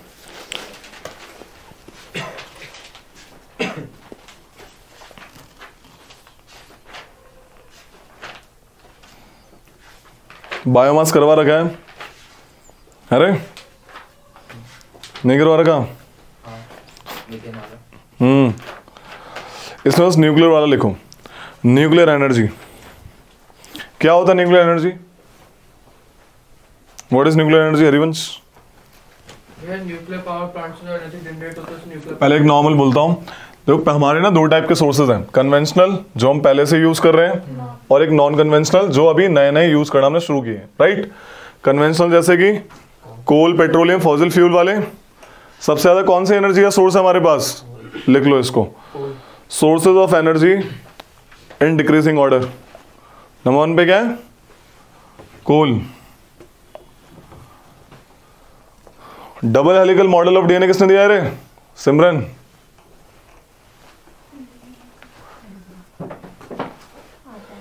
double helical model of DNA Francis इसने, वेरी गुड। क्या,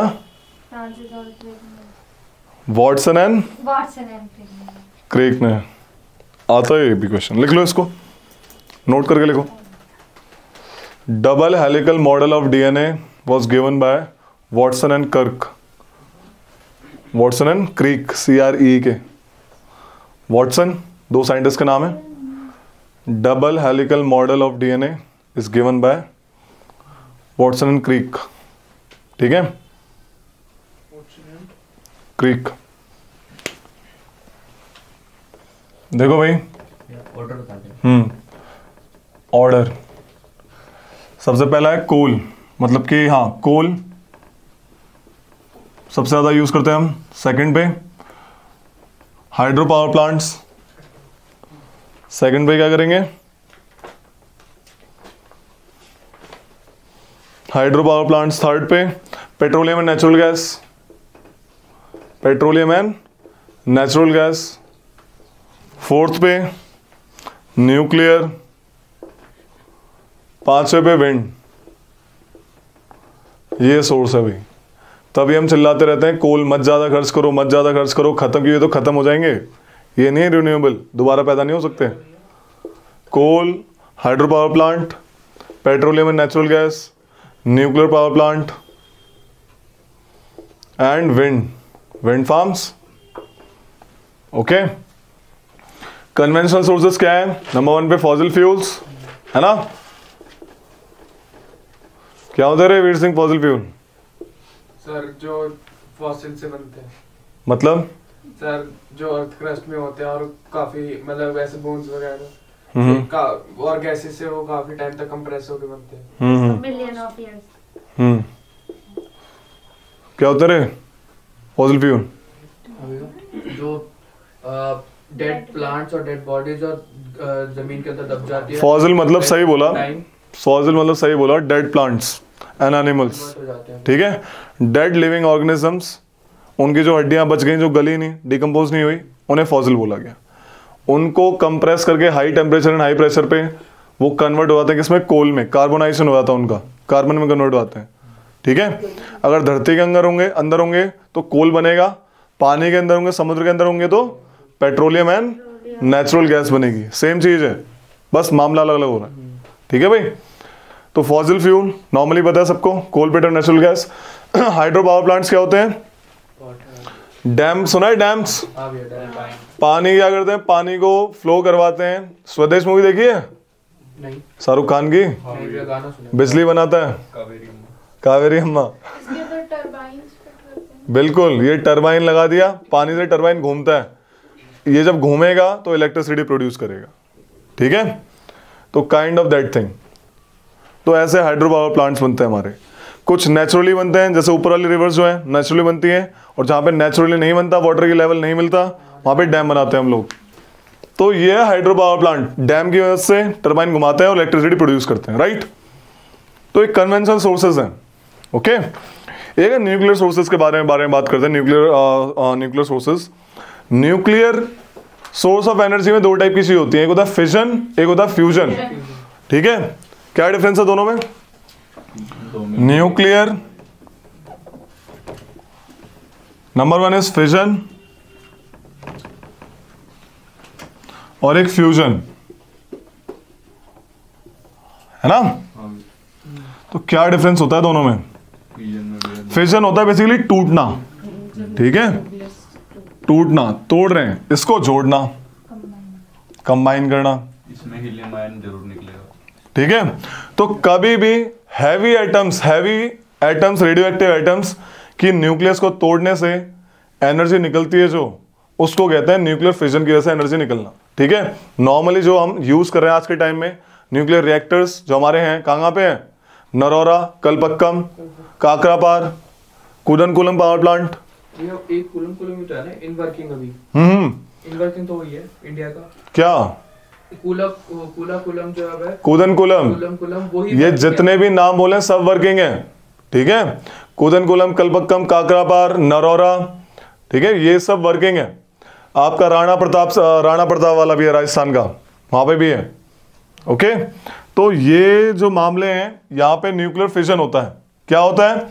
हैवी एटम्स के न्यूक्लियस, जैसे कि plutonium, uranium, thorium, plutonium, uranium, thorium, इनको तोड़ के, इनकी न्यूक्लियस को तोड़ के छोटे छोटे न्यूक्लियाई में कन्वर्ट करते हैं, और जब ये टूटती हैं तो ग्रेट अमाउंट ऑफ एनर्जी निकलती है, बहुत ट्रेमेंडस अमाउंट ऑफ एनर्जी, इतनी ज्यादा कि मतलब बहुत ही ज्यादा। और ये लाइक रिन्यूएबल भी है, लाइक ये तो खत्म नहीं होने वाले, मुश्किल से लाइक है ही हमारे पास, एटम तो है ही, एग्जिस्ट ही करते रहते हैं, ओके। तो न्यूक्लियर एनर्जी बहुत अच्छा सोर्स है एनर्जी, इलेक्ट्रिसिटी बनाने का, राइट। तो इसे कहता है फिजन, तोड़ के बनाना, ठीक है भाई। एक होता है फ्यूजन, जोड़ना, छोटे छोटे एटम्स जो हैं, जैसे हाइड्रोजन, हाइड्रोजन को हाइड्रोजन के साथ जोड़ा तो क्या बन गया? हीलियम, हीलियम एटम बन गया। जो सन है, सन, सूरज, स्टार्स, इनमें फ्यूजन होता है। क्या होता है? फ्यूजन। उनमें क्या होता है? फ्यूजन। हाइड्रोजन एटम मिलके हीलियम बनाते हैं। न्यूक्लियर फ्यूजन रिएक्शन हो रहा है सन के अंदर, और कितनी ट्रेमेंडस अमाउंट ऑफ एनर्जी, कितने सालों से, जब तक सूरज चांद रहेगा, मनीष यादव का नाम रहेगा, है, कभी नहीं मरते। तो ये उनमें रिएक्शन हो रहा है, राइट। दोनों ही केसेस में एनर्जी ट्रेमेंडस अमाउंट की निकलती है, भी बहुत ग्रेट अमाउंट की। एक होता है हाइड्रोजन बॉम्ब। क्या होता है? Hydrogen bomb. उसमें क्या काम होता है? देखो, ये है हाइड्रोजन बॉम्ब, ये क्या है? ये हाइड्रोजन बॉम्ब।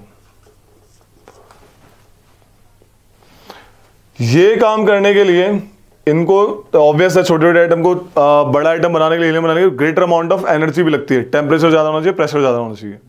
तो हाइड्रोजन बॉम्ब इस पे काम करता है, फ्यूजन रिएक्शन पे। किस पे काम करता है? हाइड्रोजन है ना, hydrogen bomb works on fusion reaction. कैसे होता है ये हाइड्रोजन बॉम्ब? इसके अंदर एक कोर होती है, बॉम्ब की कोर, उसके अंदर होता है ये बड़े एटम, ठीक है, कोई भी पीयूटी कोई भी डाल देंगे। तो इसके जैसे हम बटन दबाते हैं, हाइड्रोजन बॉम्ब का बटन दबाया, तो ये क्या करते हैं? फिजन रिएक्शन अंदर करते हैं। क्या करते हैं? अंदर फिजन रिएक्शन करेंगे तो क्या होगा? ग्रेट अमाउंट ऑफ एनर्जी निकलेगी।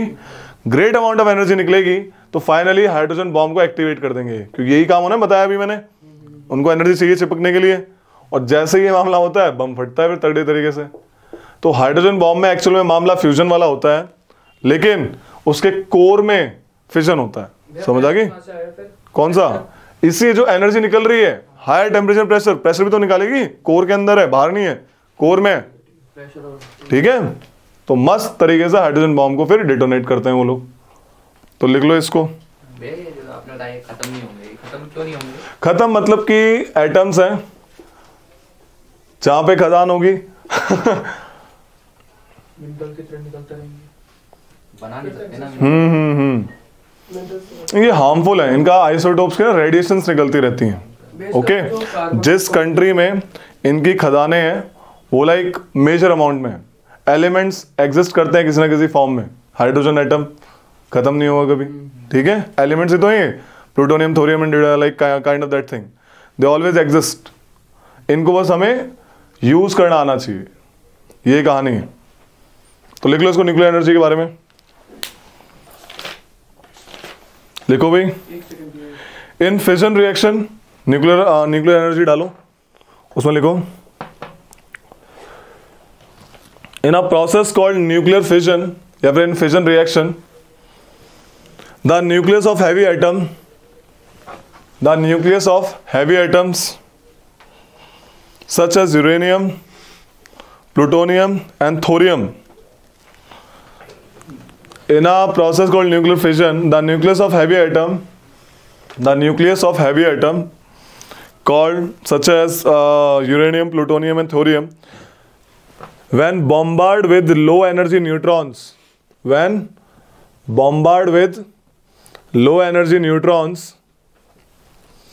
can be split apart into lighter nuclei.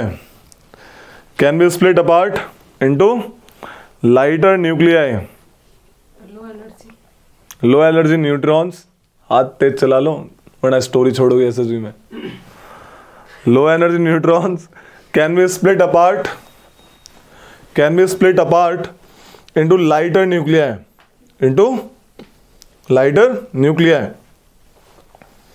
When this is done,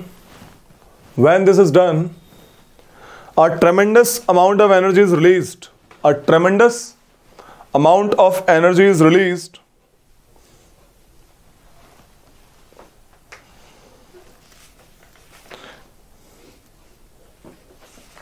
This energy is used to produce steam which produces electricity. This energy is used to produce the steam which later produces the electricity. कहाँ पे लिखो होगी। There are लिखो, exam location लिखो। Nuclear reactors कहाँ पे India में working, working लिखो। तारापुर कहाँ है? तारापुर ये बताएगा। हाँ गुड, लिखो तारापुर महाराष्ट्र। राणा प्रताप सागर ओके। कलपक्कम तमिलनाडु में एक और है कुदनकुलम, KUDAN कुदनकुलम, ये भी वही तमिलनाडु में दो है, कुदनकुलम एंड कलपक्कम। नरौरा यूपी में है। काकरापार ये तो गुजरात में। गए हो क्या बिजली चुराने? हेलो भैया तार डाल दो मेरा। काकरापार गुजरात। कैगा है नहीं, कैगा कर्नाटका।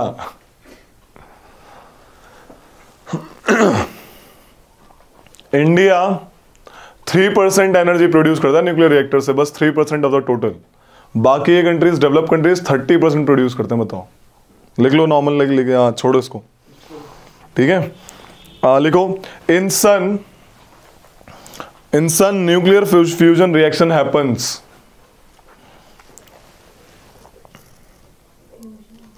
फ्यूजन, ठीक है, that is hydrogen atom fuse to form helium. That is hydrogen atom, जो ड्यूटेरियम बोल रहे थे तुम, यहां पे यूज होता है हाइड्रोजन बॉम्ब में। Hydrogen atom fuse to form helium. Helium से हाइड्रोजन नहीं बनता? तोड़ेंगे क्या? हाँ, 2 हाइड्रोजन को मिला दिया, हीलियम बना दिया। Hydrogen atom fuse to form helium. Helium बड़ा है ना, कि hydrogen atom fuse to form helium. Fusion में लिखा, लिखो इसमें hydrogen bomb works on fusion reaction. Hydrogen bomb works on fusion reaction. Fusion होता है हाइड्रोजन बॉम्ब में। But inside the core of hydrogen bomb, but inside the core of hydrogen bomb we have fission reaction. Question आएगा hydrogen bomb में कौन सा reaction होता है? अगर एक ऑप्शन टिक करना हो तो फ्यूजन लिखना डायरेक्ट। अगर मल्टीपल चॉइस हो, यानी डीप में पूछ रहा है, तो कोर में होता है फिजन और पूरे पार्ट में क्या होता है? फ्यूजन। समझ आया कैसे कहानी होती है? हाँ भैया। गुड। तो उसे कंबाइंड भी नहीं बोलते भैया, होता तो दोनों वैसे ही है। फ्यूजन के नाम पे बोलते हैं, hydrogen atom fuse to form helium ना, बस डीप के लिए उन्होंने बता दिया। विंड एनर्जी, विंड फार्म्स का एडवांटेज क्या होता है कि रिन्यूएबल है, बार बार कोई ऐसे खर्च नहीं हो रहा मामला, हवा चलती रहेगी, इलेक्ट्रिसिटी बनती रहेगी, ठीक है। नुकसान क्या है?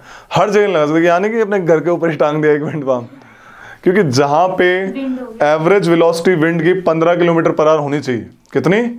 15 किलोमीटर पर आवर होनी चाहिए, तभी वहां पे लगाना फिजिबल होगा। एक और चीज, एक विंड फार्म लगा के कुछ नहीं उखाड़ पाओगे तुम लोग, उसको मस्त एक फार्म टाइप, फार्म की बोला कि बड़े अमाउंट में तुम्हें बड़ी बड़ी वो जो विंड मिल्स होती है तुम देखी होंगी, वो बचपन में घुमाते थे ना, लेके भागते थे, तो बड़े बड़े फार्म में लगती हैं, तभी ये यूजफुल होती हैं, ठीक है। इनका डिसएडवांटेज क्या है भाई कि क्योंकि ये 24 घंटे कॉस्टली भी होता है, क्योंकि ये 24 घंटे क्या होती हैं? वेगेरीज ऑफ नेचर। इन पे बारिश भी पड़ रही है, धूप भी लग रही है, पढ़ाया था ना, क्या था? जियोमॉर्फोलॉजी। क्या क्या दिक्कत होगी? टेम्परेचर की फोर्स लगेगा, लाइक टेम्परेचर वेरिएशन आएगा, रेनफॉल पड़ेगा, तो ये इनका मेंटेनेंस हाई आता है, that's why they are expensive, ठीक है। सबसे ज्यादा विंड कहाँ पे चलती है? सबसे ज्यादा विंड कहाँ चलती है? भैया वैसे एक बात बताओ, नियर द पोर्ट्स। यहाँ चलनी चाहिए वेस्टर्न कोस्ट पे, क्योंकि वो वेरी गुड। तो लिखो, Denmark is called the country of winds. लिखो, डेनमार्क बड़ा ही नहीं सोचते हैं भाई साहब। Denmark is called the country of winds, ठीक है। Denmark is called the country of winds. लेकिन अगर बात करी जाएगी सबसे ज्यादा कौन प्रोड्यूस करता है, दैट इज जर्मनी। लिखो कि Germany is the major player in producing the wind energy, in utilising the wind energy. Okay, India किस पे आता है? 5th नंबर पे आता है। India comes 5th number. Fine. भैया बड़ी टरबाइन ज्यादा एनर्जी देती है क्या? तो कि बड़ी बड़ी लगा रहा है, कैसे घूम तो रही है? ज्यादा बड़े पंख होते हैं, ज्यादा अच्छा घूमता है वो, मतलब कि हल्की सी एयर भी डिटेक्ट करता है वो, ठीक है। छोटा रख के नहीं घूमेगा उसको, इसलिए, ठीक है। क्या भारी नहीं हो जाएगा? हल्का बनाते हैं, एल्यूमिनियम का बनाएंगे, इस हिसाब से बनाते हैं कि मामला सही रहे, ठीक है। अब प्लेन इतने बड़े बड़े है ना, लोहे का थोड़ी बना देंगे, साइड में से काट देंगे पंखड़ी ठीक है। बड़े बनाने का फायदा ये होता है कि वो इजीली विंड्स को डिटेक्ट कर सकें। लिखो, wind energy farms are good where the average wind speed is 15 kilometre per hour, ठीक है। क्या भैया फिर से wind energy farm? Good where the average wind speed is 15 kilometre per hour, यानी जो तुम भागते हो ना हल्का हल्का, साइकिल चलाते हो 15 किलोमीटर पर आवर पे, उतनी चाहिए, ठीक है। अब एक छोटा सा लिख लो कि वाटर सेट मैं लाइक वाटर रिसोर्स को मैनेज कैसे करते हैं, हर एक स्टेट में अलग अलग तरीके से करते हैं। लिखो कि sources of conservation of water, कैसे कंजर्वेशन करा, फटाक से लिखो। राजस्थान डालो, राजस्थान, साउथ का भी एग्जांपल आएगा ना, राजस्थान लिखो। साउथ का क्या करना है, राजस्थान को तो बताइए मुझे, क्या है, टैंक होता है वेरी गुड, लिखो टैंक्स। कौन से वाले टैंक, सर वो छत पे लगा होता है। हाँ छत पे जमीन में, उन्हें भी टैंक्स ही कहते हैं, ठीक है। लिखो टैंक्स, पानी स्टोर करते हैं ना, वाटर टैंक जो लिंक पानी में, हौदी टाइप कहते हैं, क्या बोलते हैं इसको, हौदी टाइप, जो अंडरग्राउंड बना के रखते हैं। तो देखा है तुम लोगों ने, राजस्थान एरिया में जाना, वहां पे हर घर में, मोस्टली हर घर में नीचे टैंक मिलेगा, मेंढक भी मिलते हैं उसमें, अगर साफ ना करो तो, ठीक है। तो लिख लो टैंक्स। खादेंस, खादेंस, नदीज, NADIS, नदीज, रिवर नहीं है, ओटे, ठीक है। महाराष्ट्र में लिखो बंदारास, BANDHARAS, बंदारास एंड ताल्स, ताल मतलब वही लेक टाइप, भैया वो ना खेत के बीच में, खेत में बनाते लेक, ओके दिखता है। Okay okay, bandharas and tals. UP और MP में लिखो, यूपी एंड MP, इनमें एक चीज होती है बुंदीज, BUNDHIS, वाटर हार्वेस्ट कर रहे हैं, वाटर को बचा रहे हैं, कैसे बचा रहे हैं, ऐसे बचा रहे हैं, बुंदीज बना के। बिहार में देखो, Bihar ahars and pynes, AHARS, ahars, PYNES, pynes, PYNES। Himachal Pradesh में कुल्स, KULHS, कुल्स। जम्मू में पॉन्ड्स, तालाब। तमिलनाडु में टैंक्स को एरिस बोलते हैं, ERIS। केरला में लिखो, केरला सुरंगम्स, केरला में सुरंगम्स। कर्नाटका कट्टाज, वही वाले बंदूक दिखा के पानी ले आना। कट्टा दिखाया, पानी हार्वेस्ट हो गया भाई साहब। So this is all about 10th class. 10th में यही है इंपॉर्टेंट, और कुछ नहीं है।